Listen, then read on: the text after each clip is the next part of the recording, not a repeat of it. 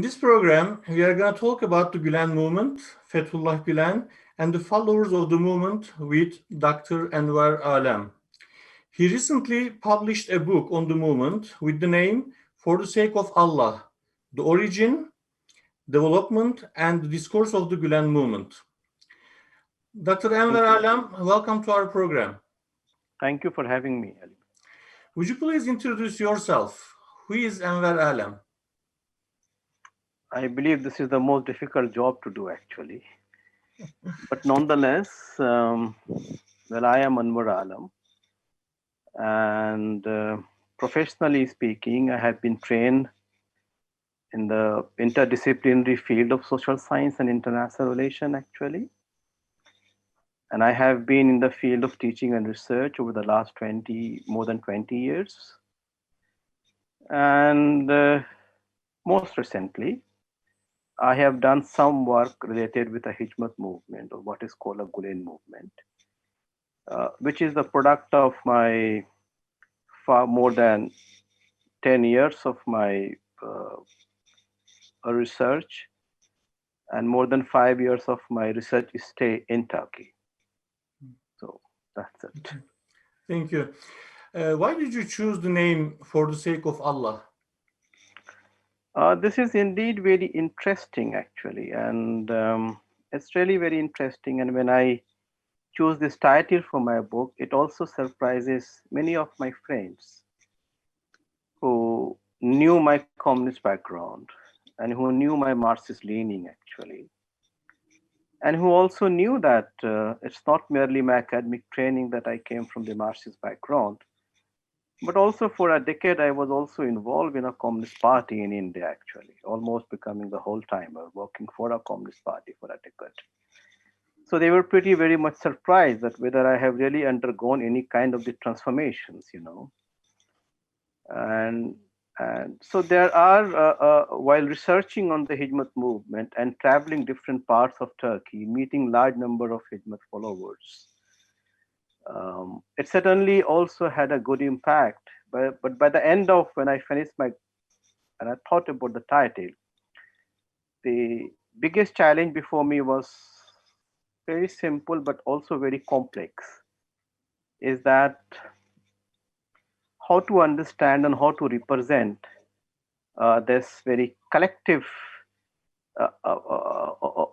collective participation of this Hijmat people, actually, what words would be really, and therefore I thought that if there is a one word that basically represents them collectively, and even though Hijmat is very much plural, actually, it is not something very monolithic, it is not something very homogeneous. You do find people from across a very different kinds of fields on the orientation, but at least there is a one sense in which everybody is participating that becomes very clear and very dominant, that they are basically working day and night for the sake of Allah without any expectations.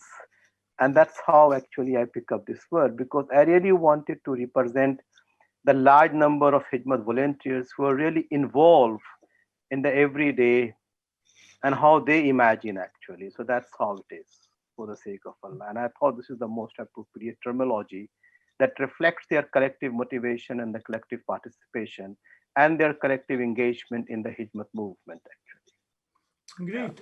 Yeah. At this point, let's elaborate more. What are the distinctive features of the Hizmet followers and the Hizmet movement in general? All right, but before you give me one more minute, actually, this was the one principal reasons, actually, for naming the book, but there were two other reasons, actually. Oh, okay. And one of the other reason is that, for example, that as someone who were basically trained, that in a Marxist, or for example, in the other very secular kind of the knowledge systems, there has never been this idea that the religion can also produce a social good. And therefore, when I look at, for example, the Hijmat model of the developmental discourses and the kind of the work it really produced, then it has a very positive impact upon me that probably I was wrong and religion can produce a social good, actually. And the third probably reason for is that nowadays you do find that lots of violence and the terrorism, are being generated in the name of God, in the name of Allah. And I thought that here is a Hijmat model that basically provide a good response that how the people are committing crime, appropriating and giving a very negative sense. So therefore, these are the third principal reasons why I named the book For the Sake of Allah, which essentially means symbolize the peace and the justice and the freedom and the truth and the positive actions. If anybody who wishes to relate with an idea of God or with an idea of Allah, it cannot or in any way can be related with any other kinds of devotees. Having said this, as far as your the second inquiry about the features or the characteristics of the Gulen movement or the Hijmat followers, actually, it is really very difficult to really describe actually or basically explain, because the more I read about Hijmat movement and the more engages with the literature over the Hijmat movement, and the more I try to understand try to understand Fethullah Gulen discourse. I mean, one is free to draw a meaning. It's like ocean, actually.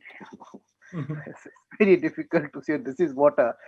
I mean, to be very honest with you, is that I mean, the Hijmat movement cannot really be described. It is something that this is this, and these are the basic principles of the Hijmat movement, or these are the doctrines of the Hijmat movements, But this is something which needs to be experienced on its own, actually. It's a more a matter of process in which you experience, and then probably you get to know what Hijmat basically means. So that's the I would like to describe that. It is not some, and therefore, what is very interesting is that probably you would be in a position to correct me if I wrong. That during this research, I have not come across any single literature that define Hijmat movement. Even those that has been really published by the Hijmat houses, actually, or they have tried to lay down the boundary in terms of the definition, or in terms of the features, or in terms of characteristics. And therefore, when you're asking me this question, it becomes extremely difficult even for me because I have not come across. But nonetheless, I would really highlight 3 to 4 things actually. One is that if you look at the entire life experiences of Fethullah Gulen, and if he is a reference point for understanding the Hijmat movement, and if you look at, for example, the lifestyles and the involvements and the participations of the hundreds and thousands and probably the millions of the Hijmat followers in the everyday life process, what you find remarkably is that collectively their concern is very simple. And that simple thing is that how to live, number one, a very moral and ethical kind of the life on this earth. And second is that, which is basically concern of Fethullah Gulen, is that how to recenter ethics and morality in public life. And I think that what has happened in Turkey vis-a-vis the Hijmat movement, that the entire public culture, that the entire political culture, that the entire state, that the entire government has historically been bereft of any kind of the morality and ethics, actually. And therefore, you do see that the state become criminal. You do see that the state do not mind in committing any kind of the social and the economic genocides. It's precisely because that the state and the government has not been guided by any kind of the ethical and the moral considerations, or any kind of the humanism, or any kind of the human factors. I think this is one of the most defining features of the Hijmat movement, and also the discourse of Fethullah Gulen, who try to recenter ethics and morality in a public life. The second, which I would like to say, which is the very basic features of the Hijmat movement, is that for me, actually, as far as I can understand, that it is certainly a kind of a very Sunni Islamic movement, but it's a very inclusive, it's very universalistic, it's very plural in the expression, actually. It basically believes in diversity, but at the same time, for me, it represents a kind of a developmental discourse.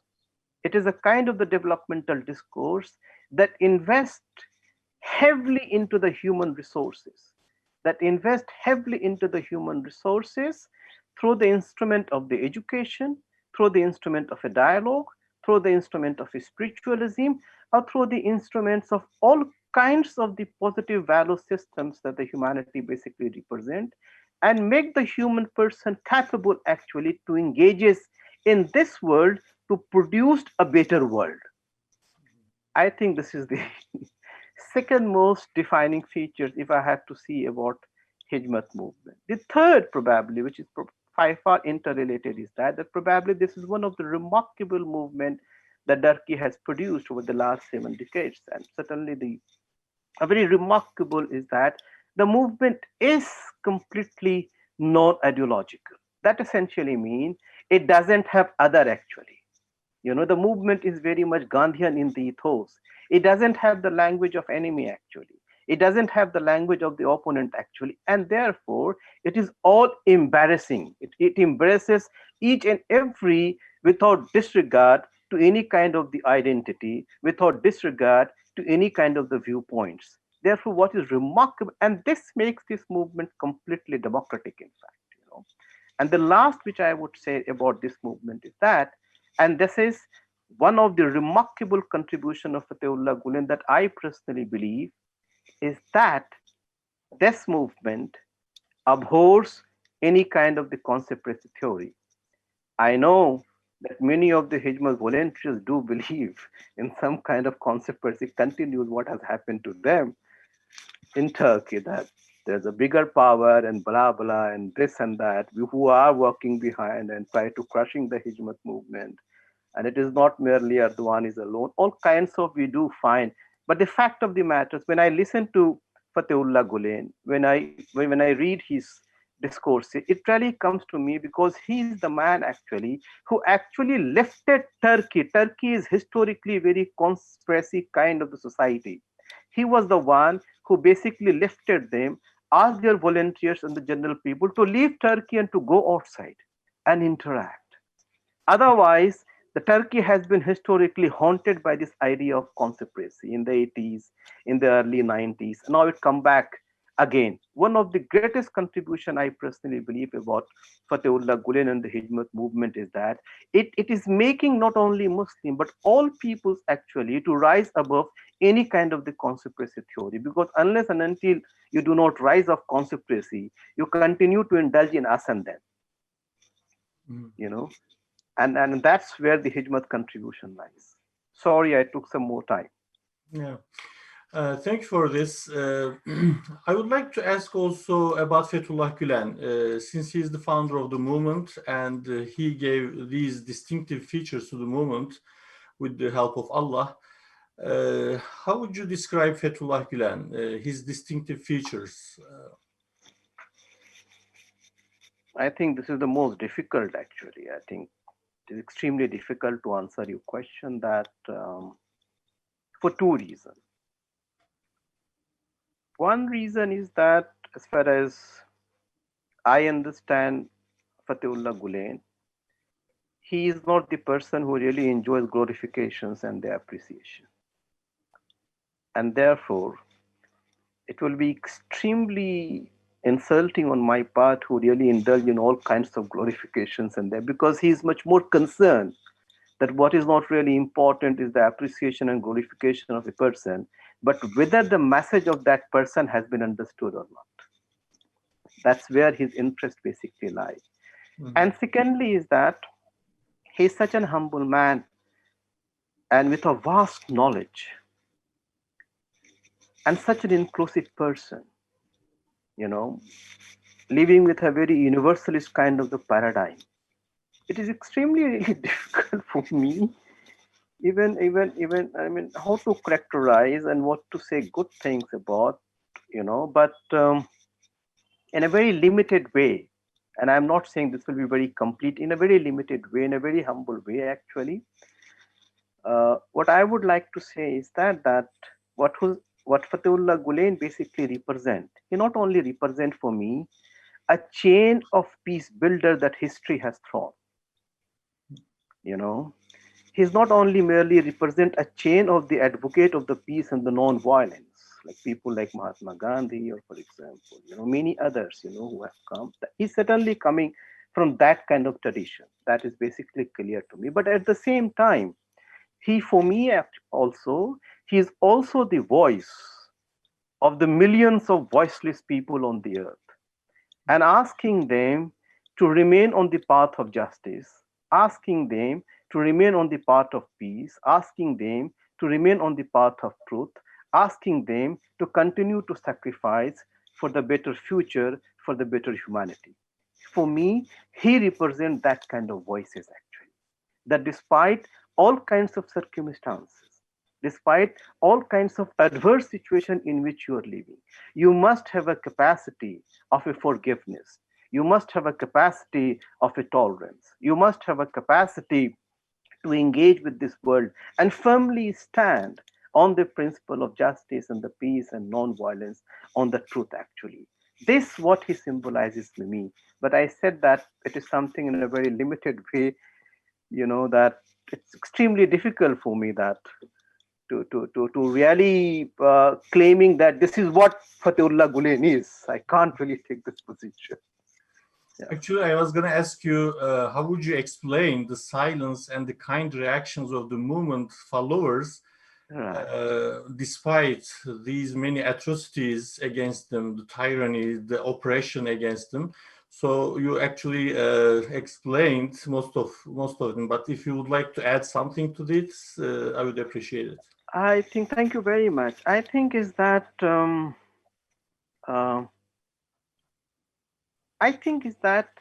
this is the most defining feature of the Hijmat movement after post 2016 actually, because the test of tolerance and the test of justice and the test of the truth lies only when you are really surrounded, you are being repressed, you are being crushed, and still you are holding your principles actually. It doesn't lie when you are very affluent or very popular on the others. And this is a remarkable contribution about a Hijmat movement, that while that particular state has ruined millions of the life, has provoking every day to the Hijmat people actually, has made their life difficult despite all kinds of barbarity, despite all kind of genocide that has been committed. They have really inculcated the Hijmat values and the Hijmat viewpoints and the principles in a manner that has not made them weak actually and react in a very non-violent. And this is, I believe, a remarkable moral victory of the Hijmat movement. A capacity and a resilience to continue to be on the path of the peaceful, continue to have a positive action in a very peaceful way, and look forward and transform the world much more better. This is a remarkable capacity that the Hijmat has really given to his followers and to many all those people who are influenced and listen to Fethullah Gulen. That's I would like to say. Thank you. I got my answer very well. My questions are finished here. If you have something to add, please welcome. No, nothing more except that since this is I believe that this is the Hijmat platform. I mean, and all I wish to convey through you and probably through this medium actually is that that I certainly see a very bright future of the Hijmat movement. So I really do not say that what has happened in Turkey is certainly very bad.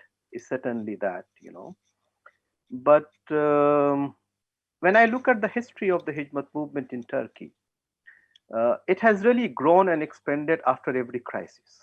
Yeah, that's very important. Very remarkable. I mean, that's what it really, it really comes out. Certainly, this crisis is a crisis of the very existential natures. Their hospital, education, everything has really been taken away.